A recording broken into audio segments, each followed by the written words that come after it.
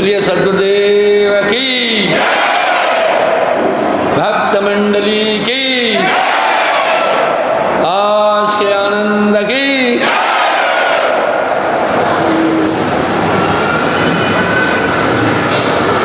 अंधा अगुआ तेहपुर माही, अंधा अगुआ तेहपुर माही, बहु अंधे तह पाछे गए। कह रहे हैं अंधा अगुआ तेहपुर माही। अगुआ कहते हैं रास्ता दिखाने वाला। तेहपुर मृतलोक, स्वर्ग पाताल। बहु अंधे तह पाछे जाए। अंधे को अंधा मिले तो राह बतावे कौन? बंदे को बंदा मिले तो गांठ छुड़ावे। हमें जानना होगा क्या हम सब बंधे हैं?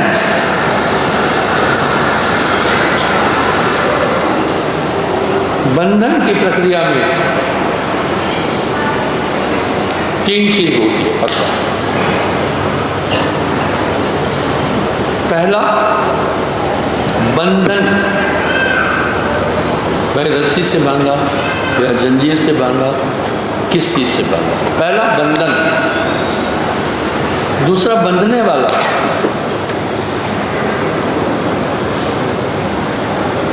बंधने वाला। तीसरा बांधने वाला।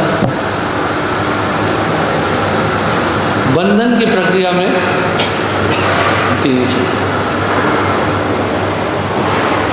ठीक वैसे ही रोग की निवृत्ति के लिए भी एक फार्मूला है, चार बात है। पहला रोग, बीमारी क्या है। दूसरा कारण। तीसरा उपाय। चौथा निवृत्ति।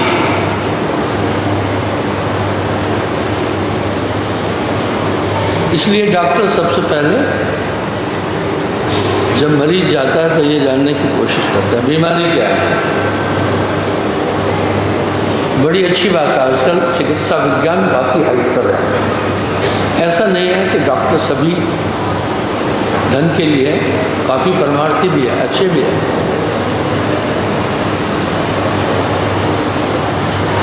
जब भी इंसान रोग बीमार हो जाता है, दिखती नहीं है बीमारी, तो बीमारी का पता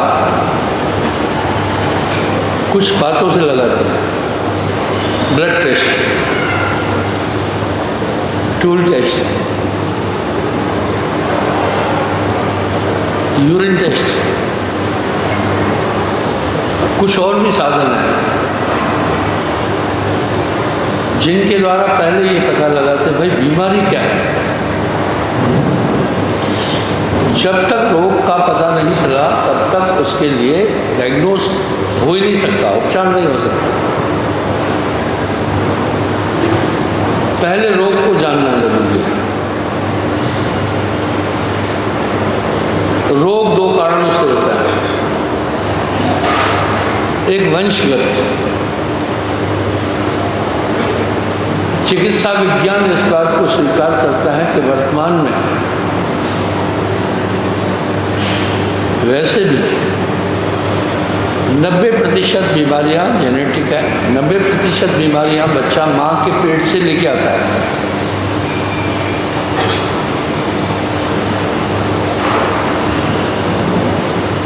वजह यह है बालक जब माँ गर्भ में होता है, अब ये क्यों होता है वो भी सुने। माता पिता दोनों के सहयोग से संतानोत्पत्ति। पहले देखते हैं कि बालक के माता पिता को ये रोग है क्या, और ये बीमारियां 7 पीढ़ी तक वार करते हैं। फिट्स, टीबी,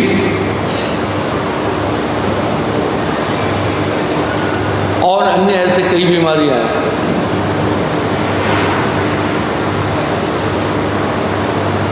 डाइजेशन की बीमारियां आदि, ये वंशगत है, 7 पीढ़ी तक चलती है। जब ये बीमारी पीढ़ीगत है तो डॉक्टर को बहुत लंबा डायग्नोस करना पड़ता है। किसी लोकल कारण से है तो उसका उपचार थोड़ा अलग होता है। रोग पहला उसका, दूसरा कारण, तीसरा उपाय। अब भाई डॉक्टर 5 है ना, किस बीमारी का निदान किस चीज़ से होगा। मैं एक बार एक हार्ट स्पेशलिस्ट के पास, मेरे सेक्रेटरी बीमार थे, उनको ले गया था।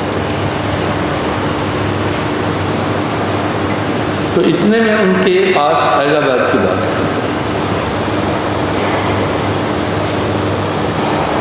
एक दवा बेचने वाला एजेंट है।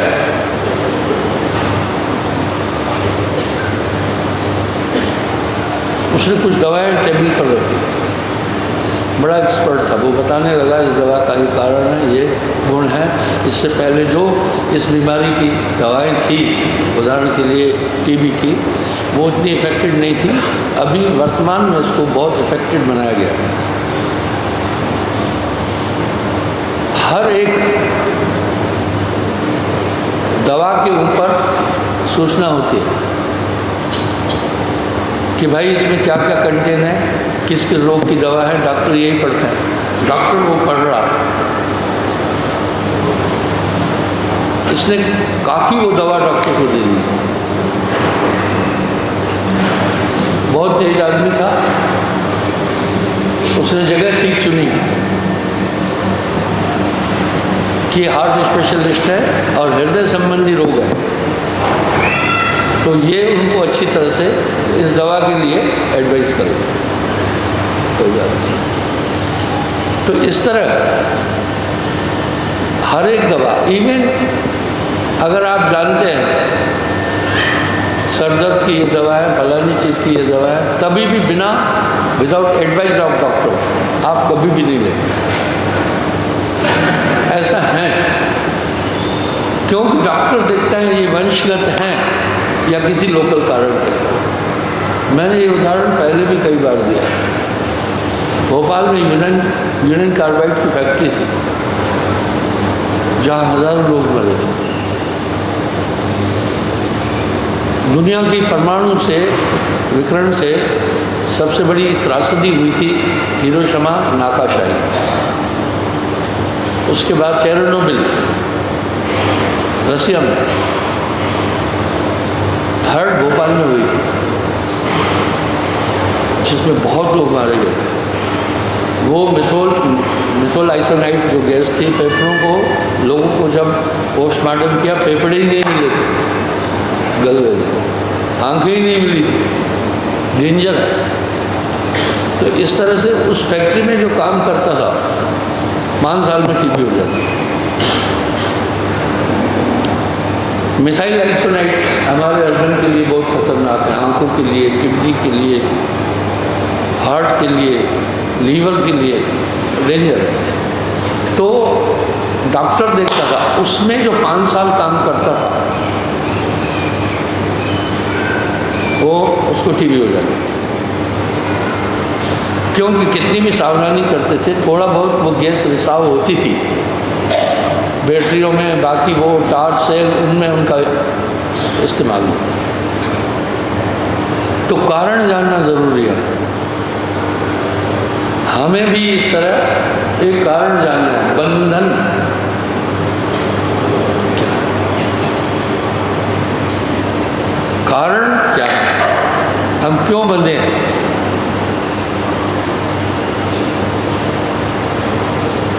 छुटकारा कैसे हो, इसका छुटकारा कैसे, उपाय क्या है, और तब निवृत्ति। ये एक सिद्धांत है। हम सब बंधे हैं। सबसे पहले हमें ये देखना होगा कि हम बंधे हैं या अपवाद हैं। अब हम ये कैसे देखें, चाहे इस पृथ्वी पर रहने वाला कोई भी मनुष्य हो, चाहे वो पेरियार की तरह ईश्वर के अस्तित्व को स्वीकार नहीं कर रहा है, लेकिन अंदर से जानता है कोई ताकत है। One God, one law, one element and one far divine event wisdom, whole creation moves, है एक ताकत वो मानता है। सृजन को देखकर ये स्वीकार करता है कि कोई सृष्टा है। रहा सवाल, अब यहाँ सवाल क्या कर रहे हैं साहब, खोजत खोजत थक कर हारे। जब कुछ मनीष सिद्ध साधक योगी योगेश्वर परमात्मा को खोज कर थक कर हारे, तब निराकार ठहराया। कहा भाई वो नहीं दिखता है लेकिन एक पावर है। तो वो यूँ कहते हैं भाई वो दिखता नहीं है लेकिन एक पावर है। आइए अब हम देखते हैं क्या हम बंधे हैं क्या। भाई कहेंगे क्या बंधन, मर गए हम, आज़ाद हो गए? नहीं नहीं नहीं, पहले हमें प्रमाणित करना होगा कि क्या धरती पर रहने वाले सभी लोग बंधे हैं।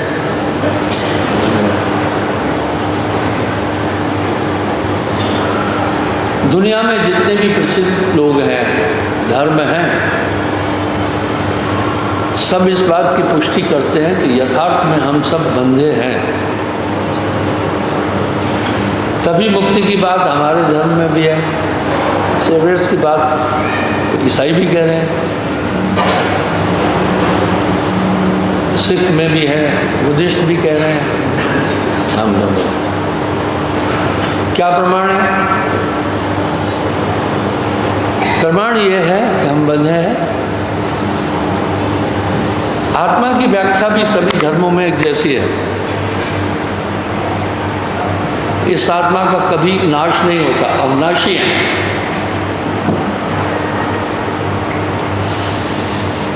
किसी भी देश काल में आत्मा का कभी भी विनाश नहीं हो सकता है, नित्य है।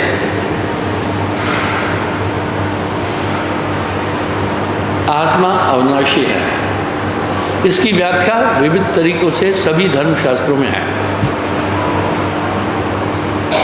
अविनाशी क्यों है? देखना, नाश क्या है, नाश होता क्या है? नाश, जो भी चीज 5 तत्वों से बनी है वो नाश हो जाएगी। क्यों? कि तत्व एक दूसरे के विनाशक हैं। इसलिए इस ब्रह्मांड को भी सभी महापुरुषों ने नाशवान कह दिया है। मैं ये प्रमाणित कर रहा हूँ कि आत्मा अविनाशी है। अब आगे चलते हैं कि आत्मा को हम छुटाएं कैसे, आत्मा कहाँ है। तो दुनिया के अंदर जितने भी प्रचलित धर्म हैं, सबकी व्याख्या परस्पर एक जैसी है, भिन्नता नहीं है। सभी ने एक बात कही है, किसी देश काल अवस्था में आत्मा का कभी भी नाश नहीं होगा। और मोक्ष की बात भी सबने एक सिद्धांत से कही है। और संसार नाशवान है, ये भी सबने कहा है।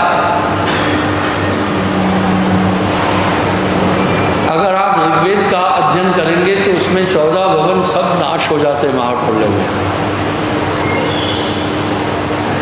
डिसल्यूशन, ग्रेट डिसल्यूशन का विवरण भी वैज्ञानिक भी दे रहे हैं, क्योंकि तत्व स्थायी नहीं है। पृथ्वी को जल खत्म कर देगा, जल को अग्नि शोषित कर देगी, वो हम देखते भी हैं। अग्नि को वायु खत्म कर देगी। आप दिया जलाएं, एक फूंक मारते तो बुझ जाता है। वायु को आकाश विलोम कर देगा। इसलिए तत्व एक दूसरे के नाशक हैं। आत्मा का नाश क्यों नहीं होता? वो पंच भौतिक तत्वों से परे है। इसलिए आत्मा का किसी भी देश काल अवस्था में कभी भी नाश नहीं होगा। ऐसा सब वाणियों में है। साहब भी कह रहे हैं, जीवरा तू तो अमर था, अमर है, जिसकी कभी मृत्यु नहीं होती। हम सब भौतिक शरीर में हमें पांचों तत्व की आवश्यकता है। अगर ये पांच तत्व नहीं मिलेंगे तो आदमी जी नहीं सकते। हम सबके स्थूल शरीर का आधार ही पंच भौतिक तत्व है। भाई पानी नहीं मिला तो भी खत्म हो जाएगा मनुष्य। पृथ्वी से आहार मिलता है, भोजन नहीं खाएगा तो भी खत्म हो जाएगा। वायु नहीं मिली तो भी खत्म हो जाएगा।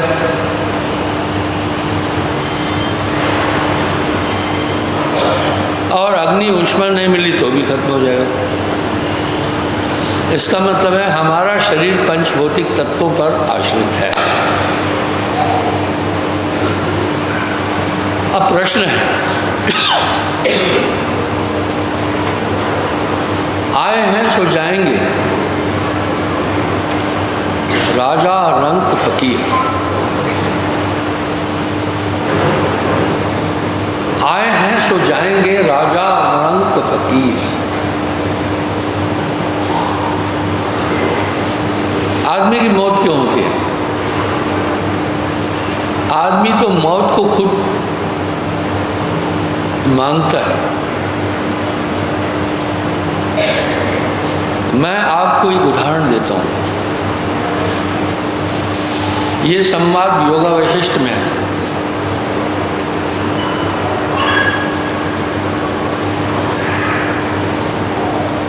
भृगु तपस्या कर रहे थे घोर। उनका पुत्र उनके शरीर की देखभाल कर रहा था।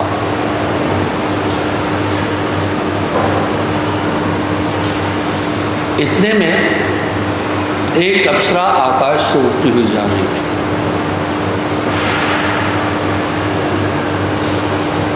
ऋषि पुत्र की नजर उस पर पड़ी, आकर्षित हो गया। ये आकर्षण क्या होता है कर्णा साहब?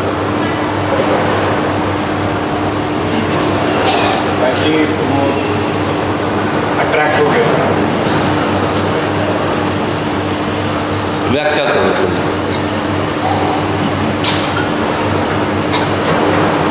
जो मोहित हो गए उनकी तरफ। आकर्षण क्या है? आसान शब्दों में बोलेंगे। आकर्षण साहब जी दो चीजों का करीब आना, पास आना। खिंचाव। खिंचाव। पृथ्वी में आकर्षण शक्ति है। वो उस पर क्यों आकर्षित हो गया? अप्सरा पर। जब भी आप देखो आकर्षित हो जाता है आदमी, फिर नहीं मानता। आकर्षण खिंचाव को कहते हैं, बिल्कुल सरल शब्दों में। एम आई करेक्ट करना? जी सर। बैठे। ऋषि पुत्र भी साधक था। अंतभाग शरीर के द्वारा उसके पीछे वो भी चल पड़ा। ये अंतभाग शरीर आपके पास भी है। सबकी गठरी लाल है, कोई नहीं कंगाल। जैसे हम स्थूल शरीर में सभी समान हैं, सबके शरीर में पांच तत्व हैं, हम समान हैं। सबको भूख लगती है, सबको नींद आती है, सबको प्यास लगती है, यानी बिल्कुल एक ही फॉर्मेट है।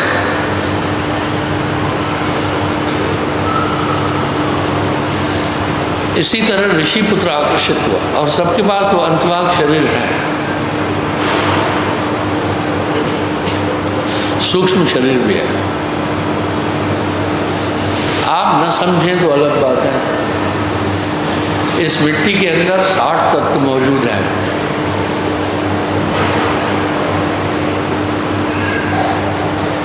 हमारा एक आश्रम है रियासी से, डिस्ट्रिक्ट रियासी में।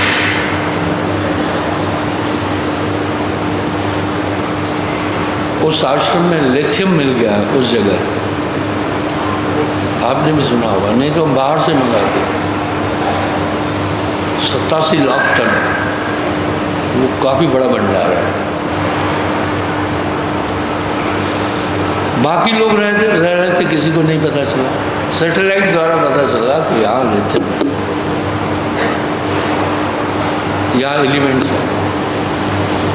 ट्रंप ऐसे ही नहीं आकर्षित हुआ यूक्रेन के पास, उसके पास बड़े एलिमेंट्स हैं उस धरती पर,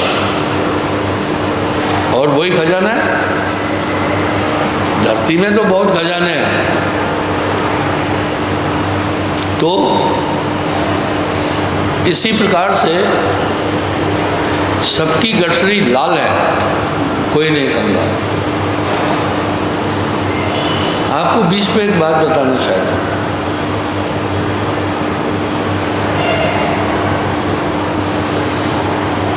जब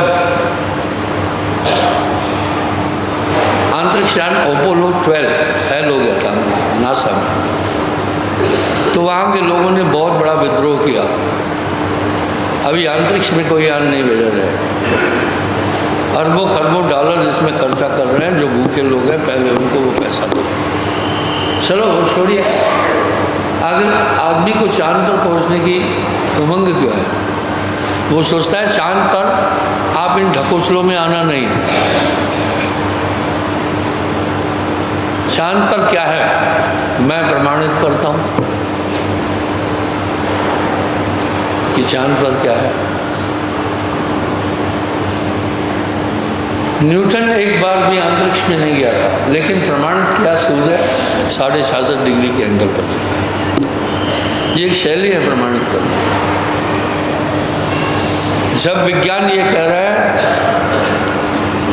करोड़ों साल पहले कोई बहुत बड़ा धूमकेतु आकर पृथ्वी से टकराया, उसका एक हिस्सा टूट करके अंतरिक्ष में चला गया, वो है चंद्रमा। इसलिए हम सब कहते भी हैं चंदा मामा। मामा कौन होता है? माँ का भाई।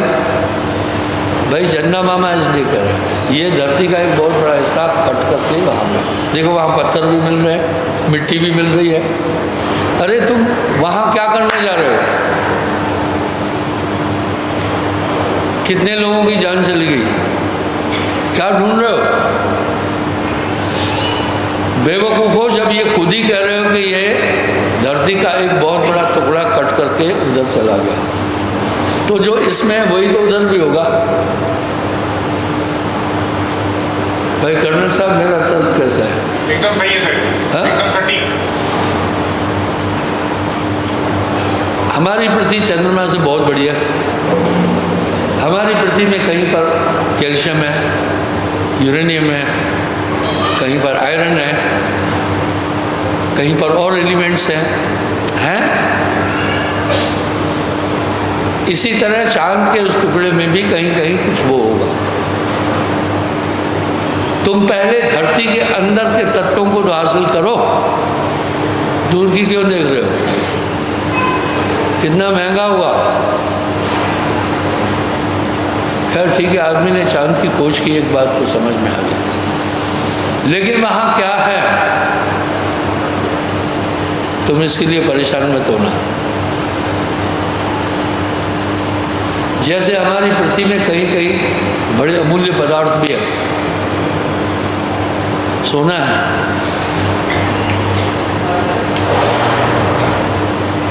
कोलार किसी ने देखा क्या जहाँ सोने की खान है? नहीं देखा। मैं देखा, मैं जाता हूँ उधर। सोना पत्थरों से निकलता है। 1 टन पत्थर से करीब 1 तोला सोना निकलता है। तो जब मैं वहाँ जा रहा था तो मैंने एक आदमी से पूछा, पत्थरों के बड़े ढेर लगे थे।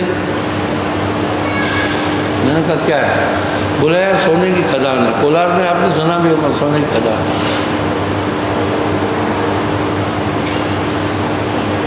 मैंने पूछा आजकल सोना निकल रहा है क्या? बोला नहीं, बंद कर दिया। क्या सोना खत्म हो गया क्या? बोला नहीं, बहुत सोना है।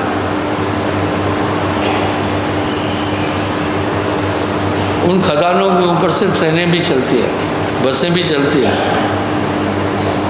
आदमी भी रहते हैं। मैं बोला फिर क्यों नहीं निकाल रहे? सोने की ताकत से ही तो अमेरिका दुनिया का राजा है। बोला ज़मीन के 4-5 किलोमीटर नीचे है और हमारी ओल्ड पद्धति है, इसलिए हम नहीं निकाल पा रहे हैं। खर्चा ज़्यादा आ रहा है, लेबर चार्ज ज़्यादा लग रही है। अमेरिका ने कहा ये खदानें हमें दो ठेके। भारत ने कहा नहीं, हमारे पास टेक्नोलॉजी विकसित होगी, हम खुद निकालेंगे, हम आपको ये नहीं दे सकते। तो सभी तत्व धरती के अंदर मौजूद है। मैंने नेट पर भी दिखाया आपको, भोपाल में अखिल भारतीय भू सर्वेक्षण विभाग है, बड़े बड़े वैज्ञानिक हैं, मेरे पास आए, उनसे बातचीत होती है। मेरे पास हर किस्म का आदमी आ गया था।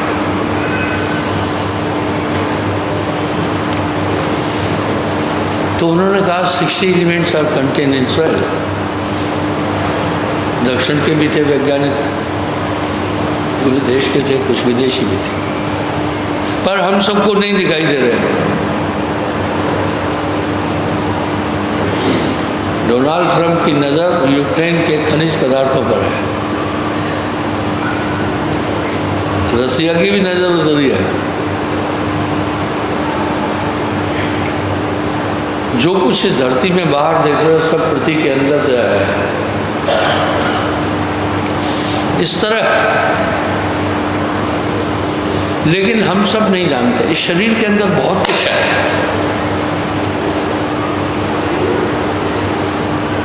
और इन्हीं सब गहन चीज़ों को साहब ने 2 शब्दों में व्यक्त किया। अवधू अंध धुंध अंधियारा इस घट भीतर शरीर है। जैसे धरती के अंदर 60 तत्व हैं पर दिख नहीं रहे, पर जैक हो जाते हैं। पाया गहरे पानी पैठ मैं बोरी दूरन डरी रही किनारे पर। अब साहब क्या करें, बड़े सहज शब्दों में कह रहे हैं, मैं प्रमाणित कर रहा हूँ। अबधू अंध धुंध अंधियारा इस घट भीतर, इस घट भीतर 9 लाख तारे, इसी के अंदर यही में सूरज चंदा। जो भी बाहर विकास देख रहे हो, आदमी ने अंदर से ही तो निकाला।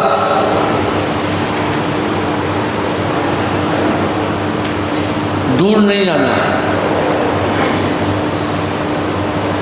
इस 18 अप्रैल को मेरा 76वां जन्मदिन है।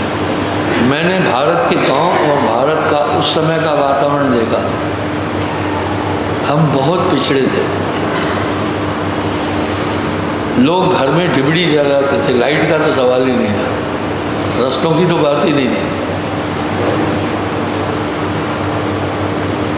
और कोई अगर लालटेन रखता था, कहते थे बड़ा आदमी है, उसके घर लालटेन है।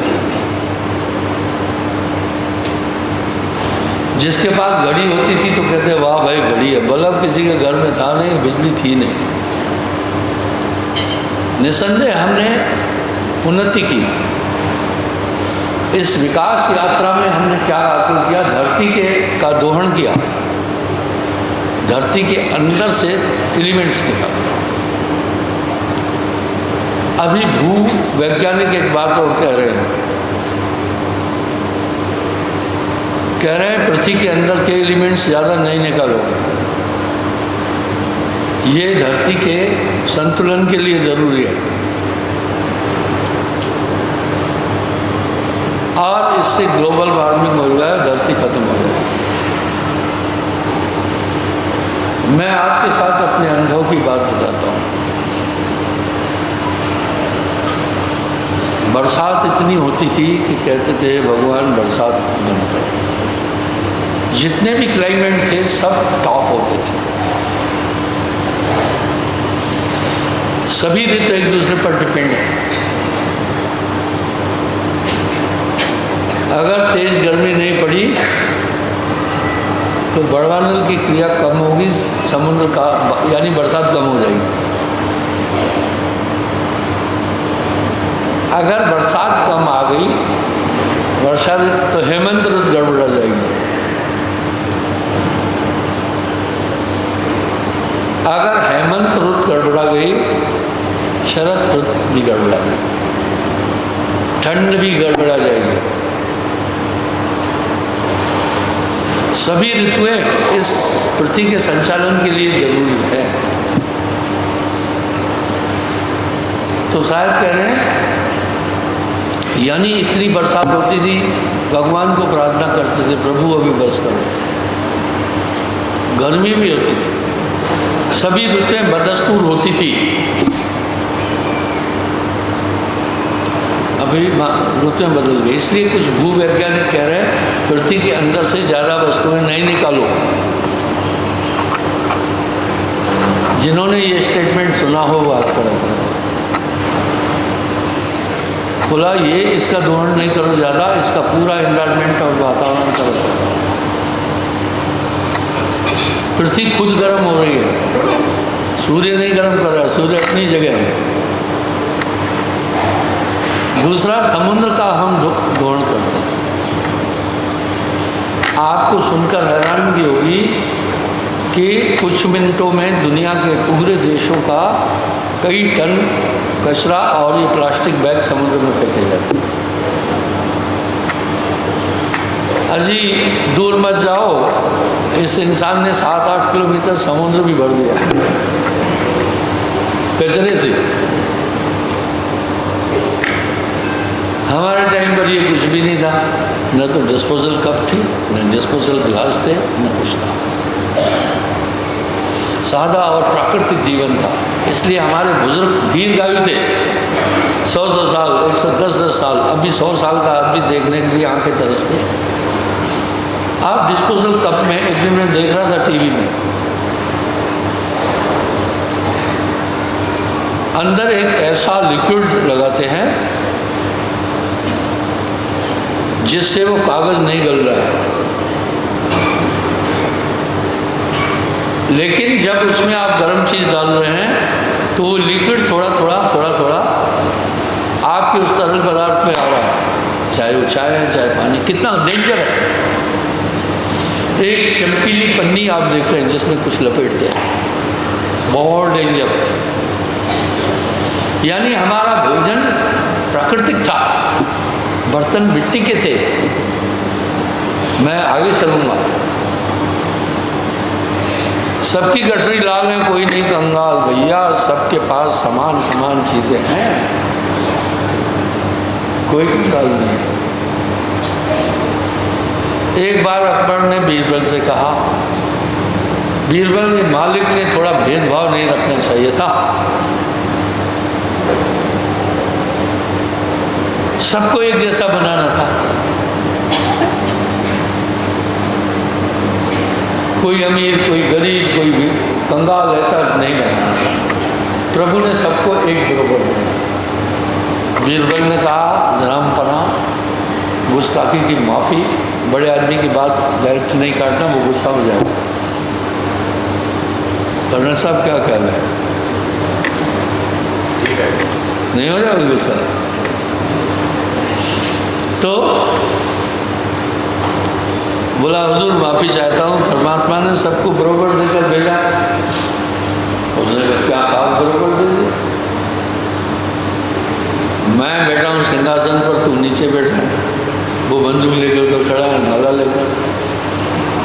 मैं इतने बड़े महल में रह रहा हूँ, किसी के पास झोपड़ी भी नहीं है। ईश्वर ने सबको समान रूप देना चाहिए।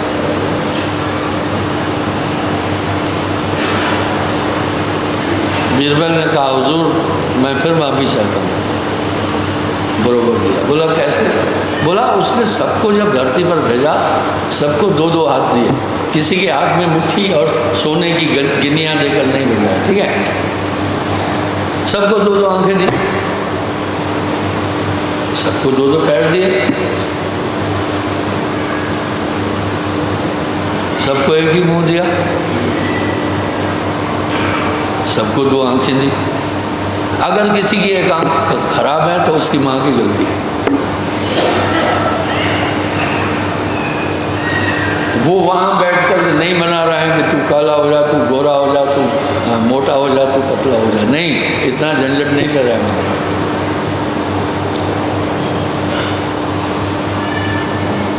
जहाँ आप फसल बोते हैं तो जिस जगह पर थोड़ा खाद कम है, मैं उदाहरण देता हूँ, अगर आप हमारी ज़मीन में जाओगे तो एक आपको तमाशा दिखेगा।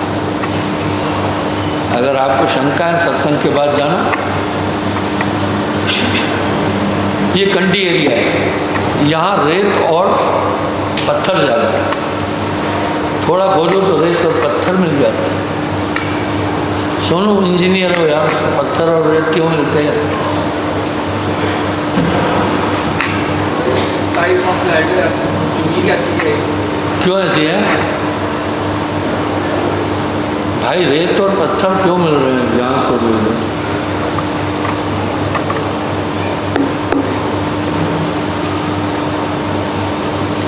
दरिया भी पास मिलते हैं। जितने भी मटेरियल बाहर देख रहे हैं सब धरती से निकले। घड़ी धरती से निकली, स्टील धरती से निकली, आप धरती से निकले। इसको माँ ऐसे ही नहीं कह रही। इंसान के जिस्म में रक्त तो आहार से बना ना भाई। खून किससे बना है? खुराक से ही तो बना। उसी खुराक में शुक्राणु आए। तो आप पृथ्वी से नहीं बने हो। पृथ्वी तो हर तरह से माँ है, हम बने ही पृथ्वी से। हमारी माँ भी पृथ्वी से बनी, उसका खून भी तो पृथ्वी से बना। इस तरह है। वहाँ तो कह रहे हैं भाई पृथ्वी का दोहन नहीं करो। आपको एक उदाहरण देता हूँ। भूवैज्ञानिक थे बहुगुणा, उन्होंने मुहिम चलाई थी, डैम नहीं बने। वो पर्यावरणविद थे, वहाँ डैम बना रहे थे। अब ये तर्क है उस डैम के कारण 15-20 साल पहले उत्तराखंड में त्रासदी हुई, बहुत लोग मर गए थे। हमारे पंथ ने भी उनको सहायता की थी 5 लाख रुपए की उस समय। वो कह रहा था डैम नहीं बने। डैम बनने के कारण पानी एक जगह टिका, काफ़ी एरिया में रिसाव हुआ, इसलिए पहाड़ों का विकलन शुरू हो गया, पहाड़ गिरने शुरू हुए। बहुगुणा का ये तर्क। तो इस तरह से बीरबल ने कहा प्रभु सबको तो बरोबर देकर भेजा है, अलग बात है इसका इस्तेमाल किसने कैसे किया। मेरे पिता बड़े विद्वान थे, पढ़ाने के शौकीन थे, लेकिन मेरा छोटा भाई नहीं गया स्कूल। स्कूल जाए खेल कूद करके आ जाता था, अनपढ़ भाई। हम सब एक ही माँ बाप के थे। संगत बहुत बड़ी चीज़ होती है। तो इस तरह से हम सब बंदे तो हैं,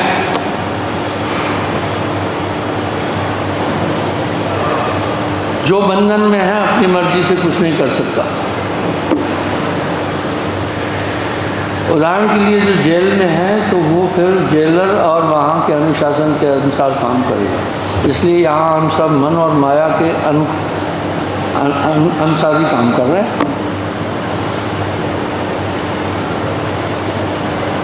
भाई गुरदीप मन और माया के अनुसार कैसे काम कर रहे हैं? जैसे मना देख देता है वैसे वैसे करते हैं।